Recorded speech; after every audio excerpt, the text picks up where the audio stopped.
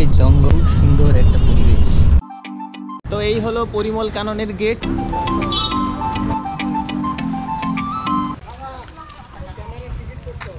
Camera দিয়ে যদি video করি তাহলে ক্যামেরার চার্জ দিতে হবে, আর ফোন দিয়ে করলে দিতে হবে না, তাই ফোন দিয়ে আমি ভিডিও করছি।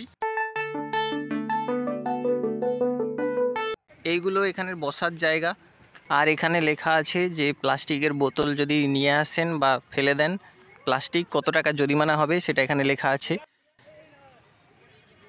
এই পুরো এরিয়াতে কামিনী গাছগুলোকে কেটে কেটে ডেকোরেশন করা আছে, আর তেমন কিছু এখনও দেখতে পাচ্ছি না। এই সবে প্রবেশ করলাম, দেখি একটু দূরের দিকে গিয়ে দেখব। এই গাছটাকে একটা শিবলিঙ্গের আকার দিয়েছে।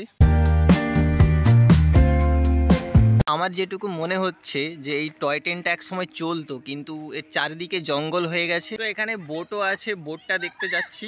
অনেকক্ষণ ঘোরার পর এদিকে দেখতে পাচ্ছি মাত্র 2টো না 3টে বোট আছে, ছোট্ট মতো একটা বোটিং করার জায়গা। এতক্ষণ পর একটা আমি রাজহাঁস দেখতে পাচ্ছি, রাজহাঁসটাকে জাল দিয়ে ঘিরে রেখেছে, আর এর সাথে একটা উট পাখিও আছে।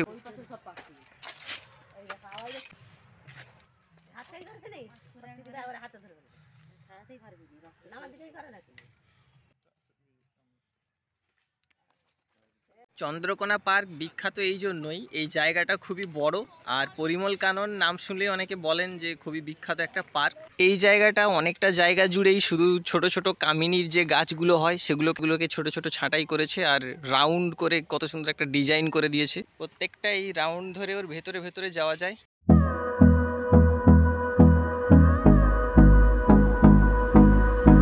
আমি এখন রয়েছি চন্দ্রকোনা পরিমল পার্কের ভেতরে, এই আম বাগানে আমি রয়েছি। চন্দ্রকোনা পরিমল পার্কের ভেতরে অনেকগুলো আম গাছ রয়েছে, পুরো এই এরিয়াটা আম গাছ লাগিয়েই অনেকটা ভরাট করে দিয়েছে।